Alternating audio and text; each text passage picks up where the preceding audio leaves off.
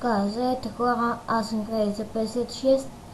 Днес ще ви покажа как да си инсталирате и изтеглите GTI 5.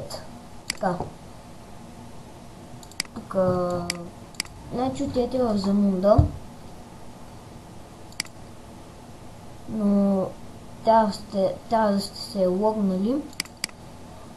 Отидете на каталози, пишете GTA и да, общо така трябва да го напишете. После теглите ето това. Ма точно ето това. Сега чайте да си го подготвя, за да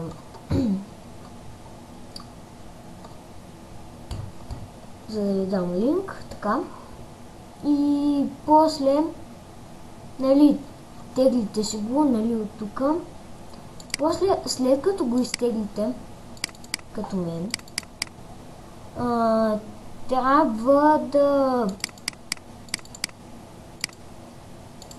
нали, да си го маунтнете с Diamond Tools.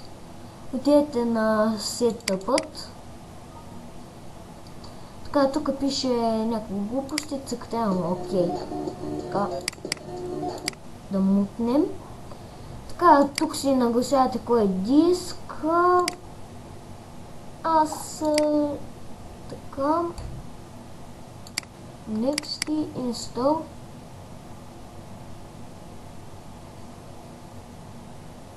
Така.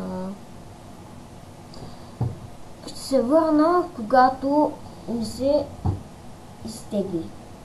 Така хора, след като играта ви е готова, цъкате на финиш.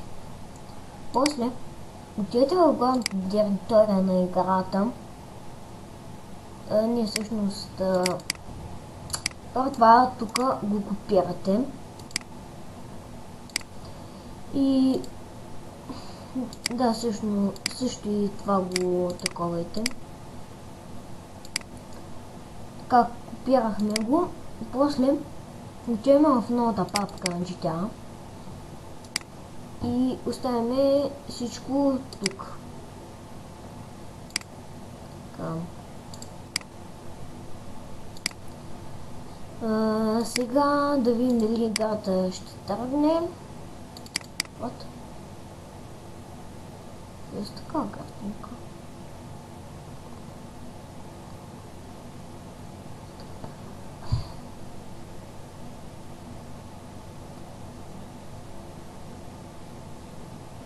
Вау, тръгна ми.